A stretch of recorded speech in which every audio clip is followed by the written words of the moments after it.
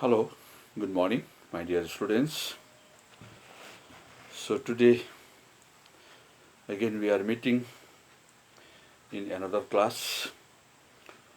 Today we will be doing effects of heat on matter, page number 5050. Yes, so last class we had done differences between solid, liquid and gases in terms of shape and volume, arrangement of molecules, intermolecular force of attraction, intermolecular space, kinetic energy, compressibility, storage, examples, etc. And then Brownian motions. Clear? That was done in the previous classes. So today we will do from page number 50 effects of heat on matter. So when heat is provided to any form of matter, many changes occur. That means when heat is applied or when heat is provided in any form of water, either in solid or in liquid or in gas, clear? So there will be some changes. There will be some changes, clear?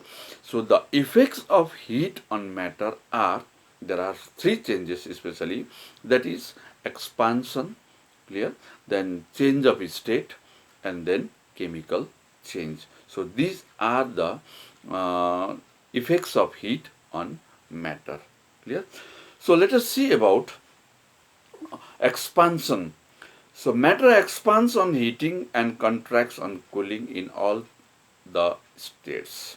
So remember, matter expands on heating and contracts on cooling in all three forms of matter, clear, in three forms of states.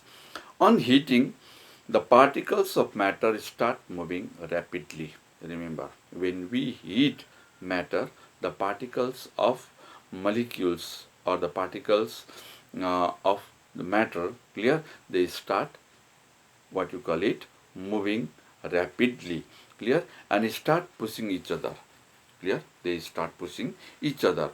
So due to this phenomenon, what happens, the intermolecular space between them increases, clear. So due to this phenomenon, the intermolecular spaces between the uh, molecules, clear, increases, and as a result the size of the substances also increases. The size of the substance, clear, that also will increase. So this increase in size of the matter is called expansion. That is known as expansion, clear. On expansion, the basic properties of matter such as volume and shape also get affected, clear. So on expansion, when the matter expands on heating, the basic properties of matter such as volume and shape also get affected, clear. So liquids expand more than solids. Remember, liquid expands more than solids. Solids are compact, so that means that they cannot expand as much as liquid, clear.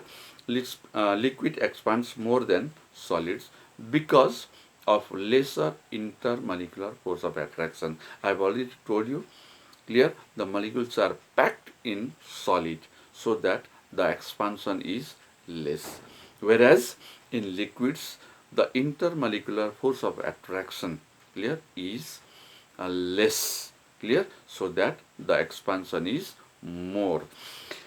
Gases expand the most on heating because of extremely weak intermolecular force of attraction.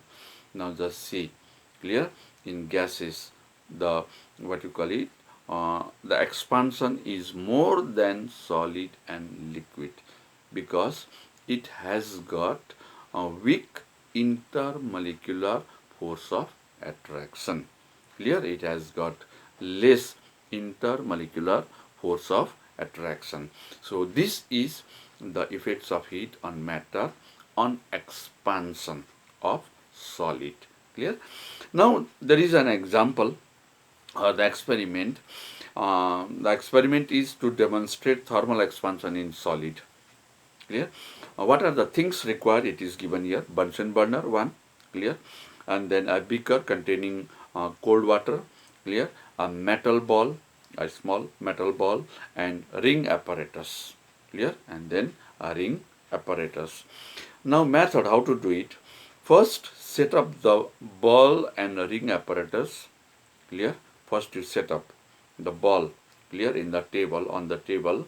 You just set up the ball and the apparatus. Then ensure that the metal ball can easily go through the ring attached to the stand at room temperature. Just you should know that the metal ball should get inside into the ring. Clear? The metal ball should get inside the ball. Then turn on the Bunsen burner. Then heat. Clear? Heat the metal ball and heat the metal ball over and heat the ball over it for a few minutes. Clear? Then try to pass the heated ball through the ring.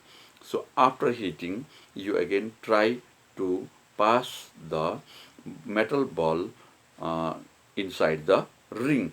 What will happen then after heating?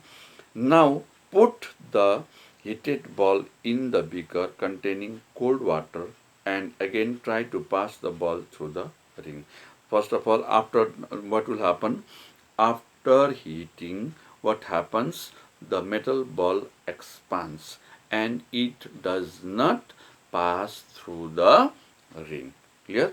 Then you can again what you can do it is put the heated ball in the beaker containing cold water. Again put it in the cold water, the heated ball, clear, through the ring as it has expanded. That means it was expanded, clear, when it was heated. So what is the observation? Post heating, the ball does not pass through the ring as it has expanded. So post heating, the ball does not pass. Clear? After heating, the ball does not pass through the ring, but after cooling it again, the ball will pass through the ring. So once the ball is cooled, it contracts and passes through the ring. So after cooling, what happens? The ball contracts, clear, and then it passes through the ring. So what is the conclusion then? So we can conclude that solid expands on heating and contracts on cooling. Clear? So solid expands on heating and contracts on cooling. So this is the very simplest experiment proving the expansion in solids. Clear? There is another experiment,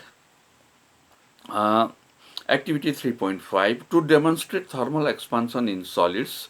A round bottom flask, clear, then a capillary tube, single hole rubber cork, tripod stand, water, wire gauze and Bunsen burner.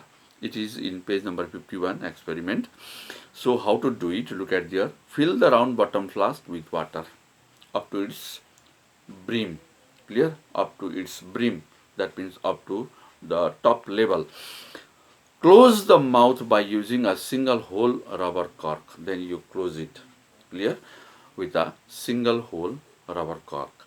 Then now insert the capillary tube into the flask through the rubber cork. Insert a capillary tube inside the cork, clear, in such a manner that some water from the flask gets into the capillary tube. So in such a manner, right, when you are pushing the capillary tube into the cork, that means the flask gets into the that some water from the flask gets into the capillary tube. Then label the water in the capillary tube, how much it is. Clear? You just label the water, how much it is in the capillary tube, and then keep the flask over the tripod stand and write and wire gauze, clear, keep the flask over the tripod stand and wire gauze and heat the water with the help of burner. Clear? You just put it over the tripod stand and then heat in the Bunsen burner. Note the water level in the capillary tube. Then again you note down the level of the water. So stop heating the water and let it cool down.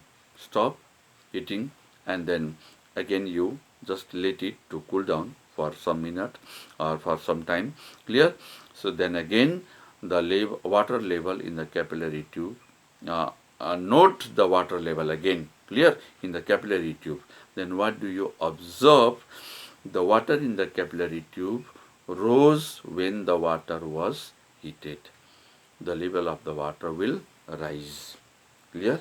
The level of the water will rise and came down when heat was removed and up and water cooled down. So again after some time when it is cooled, clear, the level of the water also comes down. Clear? So this proves that to thermal expansion in solids. Clear? And the conclusion is same: liquid expansion heating and contraction cooling. So this is the another experiment proving the thermal expansion in liquids. Clear? So that means we have done both. Clear? Thermal expansion in solid also and the thermal expansion in liquid also. Clear? Proving proving that the water expands on heating and then or the matter expands on heating and then contracts on cooling. So these are the two experiments. Clear? So we will do this much for today. So again we will continue in the next class. Rest. Okay. Thank you.